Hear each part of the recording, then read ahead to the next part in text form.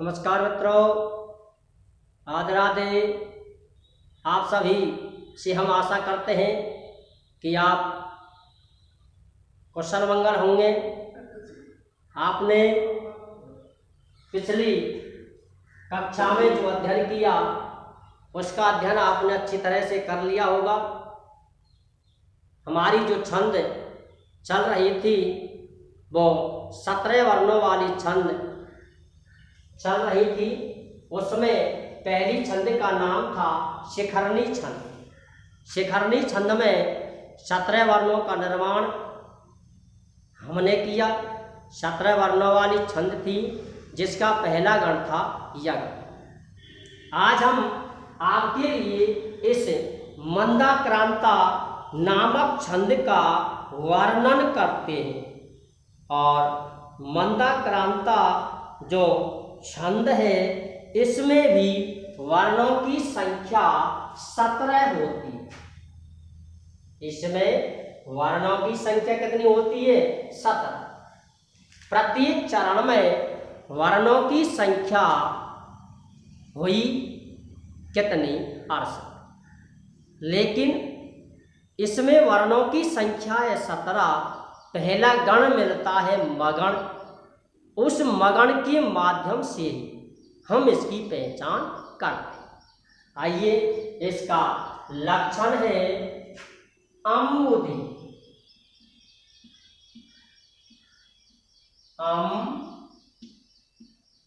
अम्बुधि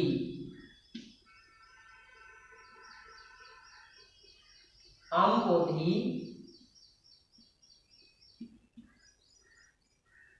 रस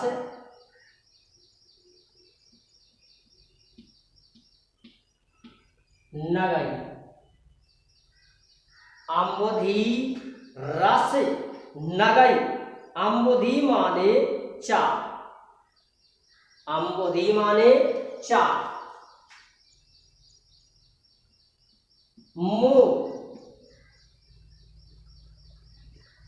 मोह माने मग। अम्बुधि रस नगई मोह भनऊ तऊ।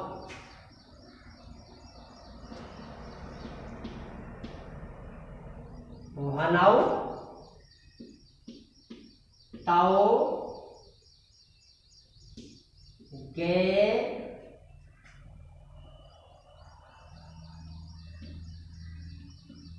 युग्म। अब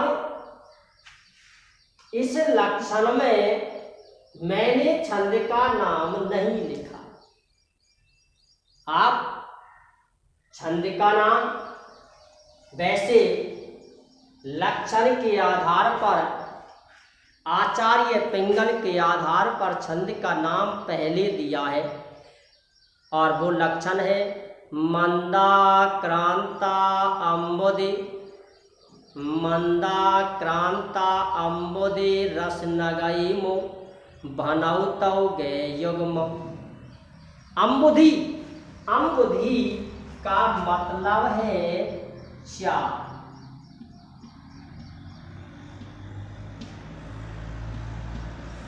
अम्बुधि और अम्बुधि माने होता है वाद और अम्बुधि का अर्थ है चार।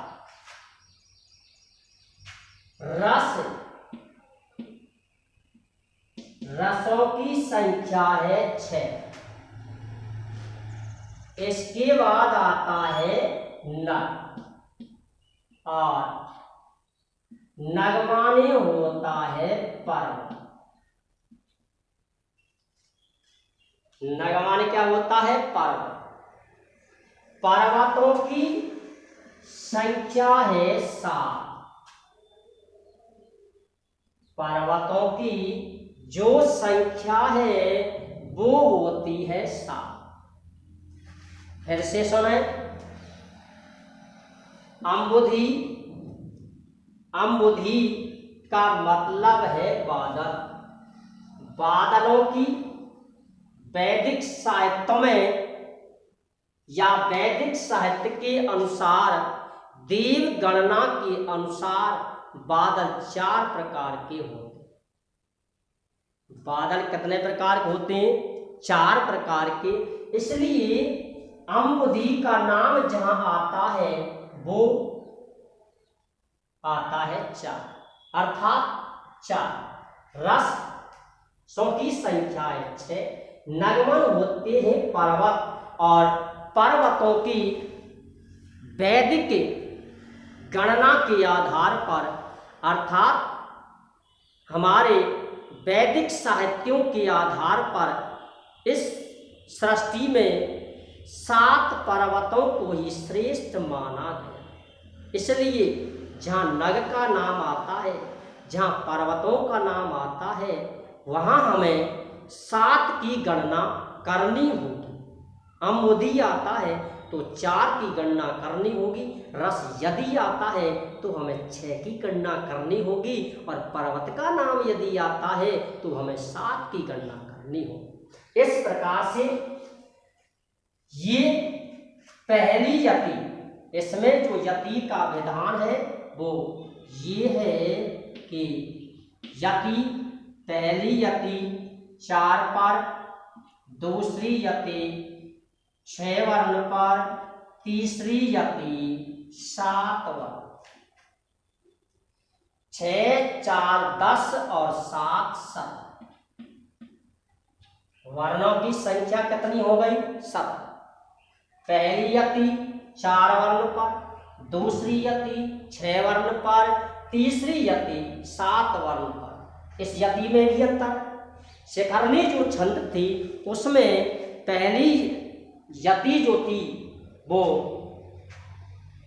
पहली यति 6 वर्ण पर और दूसरी यति 11 वर्ण, यानी उसमें शिखरणी छंद में 2 बार ही एक चरण में यति होती है। लेकिन इस जो मंदाक्रांता जो छंद है इसमें 3 बार यति होती है। पहली यति 4 वर्ण पर, दूसरी यति 6 वर्ण पर, और तीसरी यति होती है 7 वर्ण। कुल वर्णों की संख्या 17। कुल वर्णों की संख्या कितनी है? 17, और गुणा 4। प्रत्येक चरण में कुल वर्ण होंगे 17। चारों चरणों में कुल वर्ण कितने होंगे? 68। जिस छंद के प्रत्येक चरण में 68 वर्ण होते हैं उसे हम मंदाक्रांता छंद कहते हैं। जिस छंद के प्रत्येक चरण में 68 वर्ण होते हैं उसे हम शिखरणी छंद कहते हैं। जिस छंद के प्रत्येक चरण में 68 वर्ण होते हैं उसे हम अगली जो छंद होती है, हरणी जो छंद है, उसे हम हरणी छंद कहते हैं। लेकिन इससे हमारी जो परिभाषा है वो सिद्ध नहीं होती। इसलिए जब समान वर्णों की छंद दी जाती हैं तो हमें परिभाषा में भी कुछ ना कुछ अलग से दिखाना पड़ता है। इसलिए परिभाषा को सिद्ध करते समय या तो उसकी गण व्यवस्था प्रकट करो या उसमें किसी और तरीके से अपने दिमाग से, अपने मस्तिष्क के द्वारा उसमें कोई भिन्नता प्रकट आपको करनी हुई तो ही उसकी परिभाषा को आप सिद्ध कर सकते। लेकिन पहचान करने में जो गण व्यवस्था है उसे उस प्रकार से भी हम इसे परिभाषित कर सकते। जिस छंदन के प्रत्येक चरण में 68 वर्ण होते हैं और पहला गण मगण होता है तो वह मंदाक्रांता छंद होता है। नहीं तो दूसरा जो तरीका है कि जिस छंद के प्रत्येक चरण में फला फला फला फला गण व्यवस्था भवती, ये आदि आदि गण व्यवस्था होती है तो वहाँ फला फला नाम की छंद होती है। इस प्रकार से हमें सिद्ध करना है। आइए गण व्यवस्था अब देखते हैं।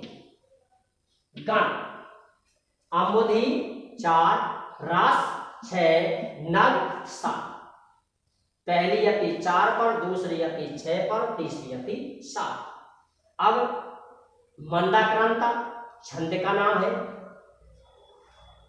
यहां से देखो न के बाद में कौन सा वर्ण बचता है, मग।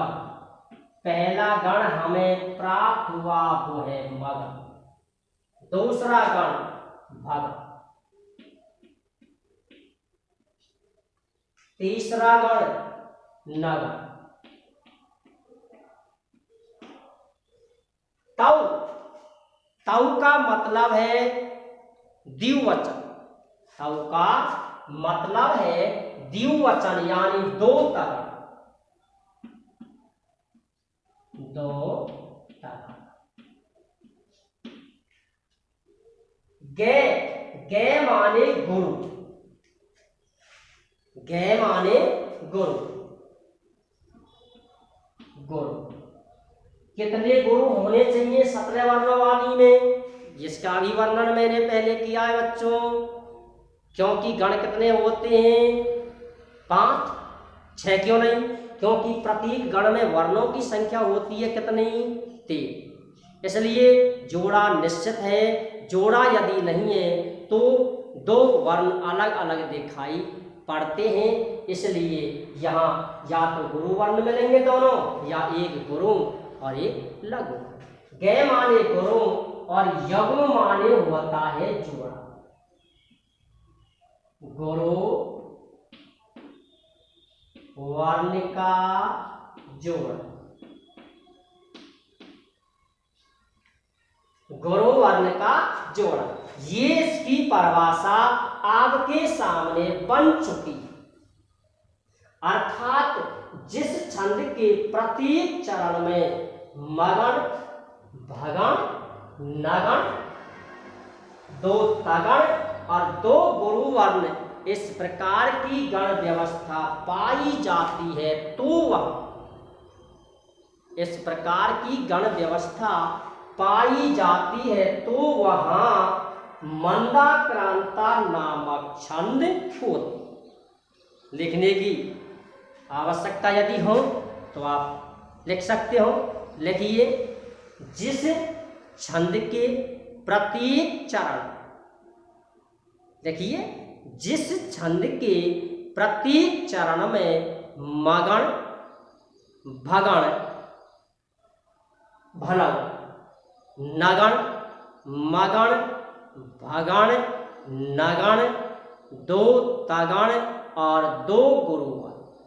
फिर से सुनो, मगण, भगण, नगण, 2 तगण और 2 गुरुवर्ण इस प्रकार की गण व्यवस्था होती है, इस प्रकार की गण व्यवस्था होती है तो वहां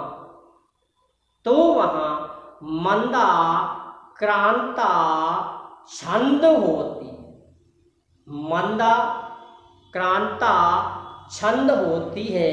वर्णों की संख्या होती है 7, वर्णों की संख्या 7।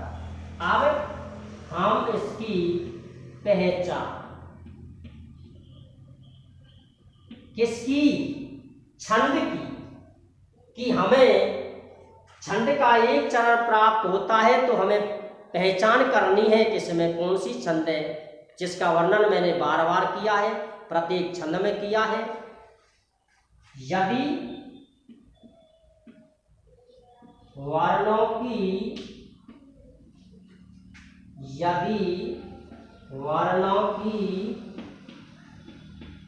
संख्या 17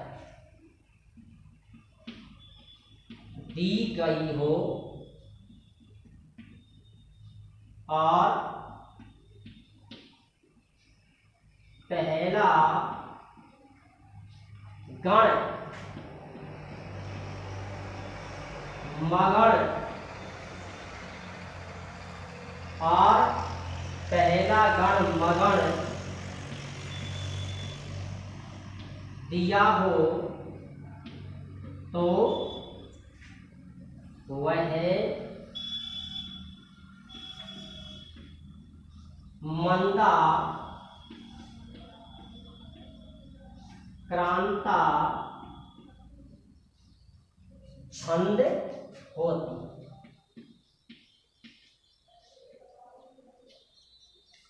यदि वर्णों की संख्या 17 दी हुई हो, पहला गण मगण दिया हो, तो वहां मंदाक्रांता नामक छंद होती है।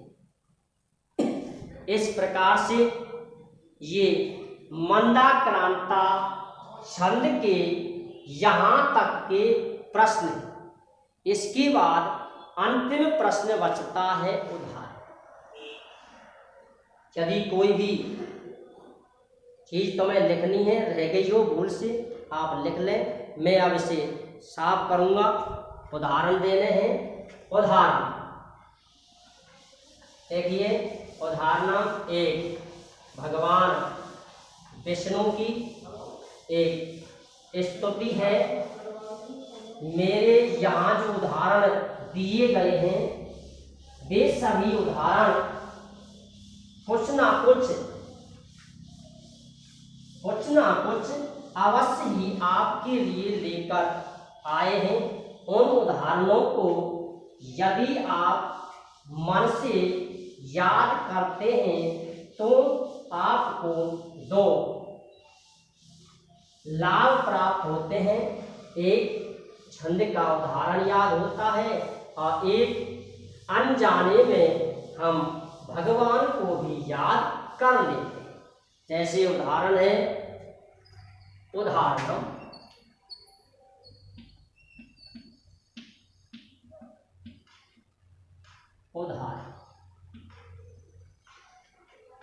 ये है शांता कारम भुजग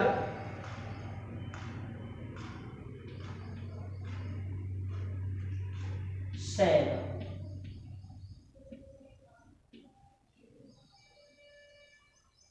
ये पहला चरण है। शांताकारम भुजग सैनम 1 2 3 4 5 6 7 8 9 10। ठीक, भुजग सैनम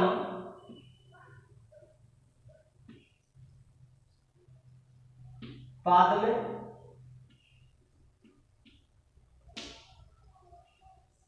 नाभम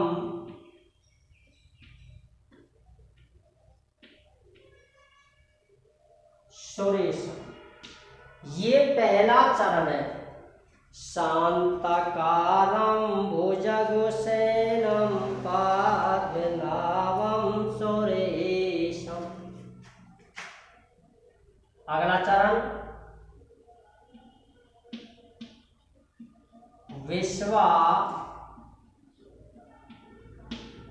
विश्वाधारम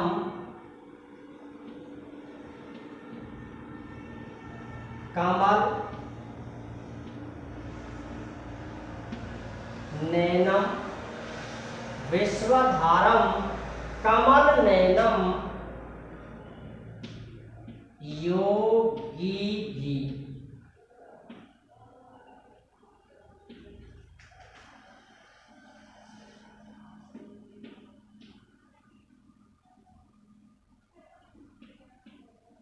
ध्यान गम्य। ये दूसरा चरण है। विश्वधारम कमल नैनम योग विध्यान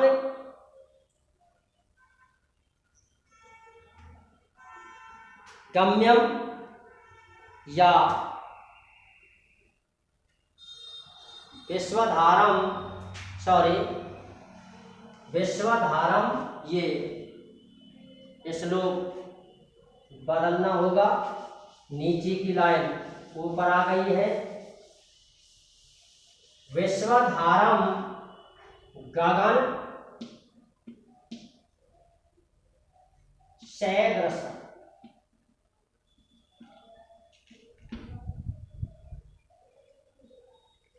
शांताकारं भुजगशयनं पद्मनाभं सुरेशं विश्वधारं गगनसदृशं मेघवर्णं शुभांगं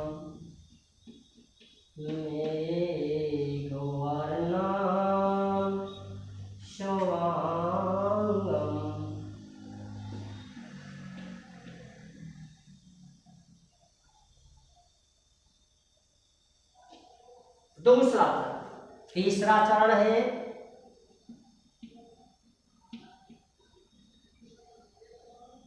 लक्ष्मीकांतं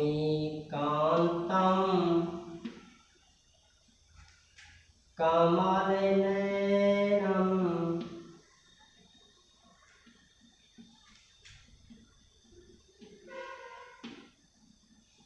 योगिभिर्ध्यानगम्यम्।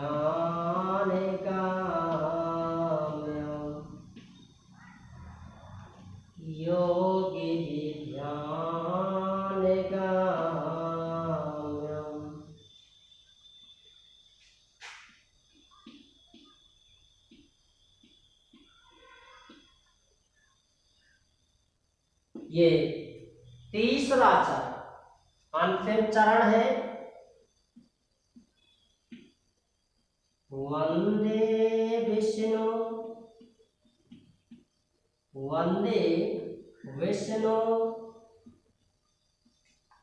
भवभयहरं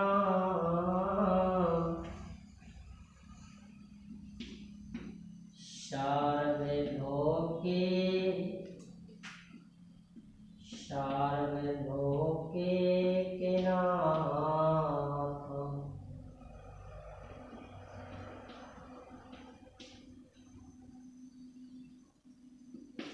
इस प्रकार से ये 4 चरण है। 4 चरणों में वर्णों की संख्या 17 है। पहले आप इसे एक बार मन से स्मरण करें, मैं बोलूँगा, आप भी इसको बोलते हुए चलें। शांताकारं भुजगशयनं पद्मनाभं सुरेशं विश्वधारं गगनसदृशं मेघवर्णं शुभांगं लक्ष्मीकान्तं कमलनयनं योगिभिर्ध्यानगम्यं वंदे विष्णु भवभयहरं सर्वलोकैकनाथम्। ये श्लोक है। प्रत्येक चरण में वर्णों की संख्या जो है वो है 7। वर्णों की संख्या है 17। इसमें गणरचना जब हम करते हैं तो हमें ज्ञान प्राप्त होता है कि इसमें जो छंद है वो छंद कौन सी छंद। देखिए गणरचना करते हैं। गुरु गुरु और इसमें गण हुआ मा। वर्णों की संख्या 17। पहला गण मगण तो छंद होती है मंदाकर। किसी भी चरण में पहले गण की जब हम गणरचना करते हैं तो हमें मगण ही प्राप्त होगा। गुरु गुरु और गुरु। इस प्रकार से गुरु गुरु और इस प्रकार से इसकी गणरचना की जाती है। यदि वर्णों की संख्या 17 दी हुई हो, पहला गण यदि मगण दिया हो तो वहां मंदाक्रांता नामक छंद होती। आगे करते हैं। गुरु लघु और मो भनव यानी भगन। और भगन का जो स्वरूप है, जो मात्रा है वो है भानस। भानस का मतलब है गुरु लघु। तगण तगण का मतलब है ताराज। ताराज का मतलब है गुरु गुरु और लघु। ये हुआ भगन। मो भनव यानी नगण लघु लघु लघु।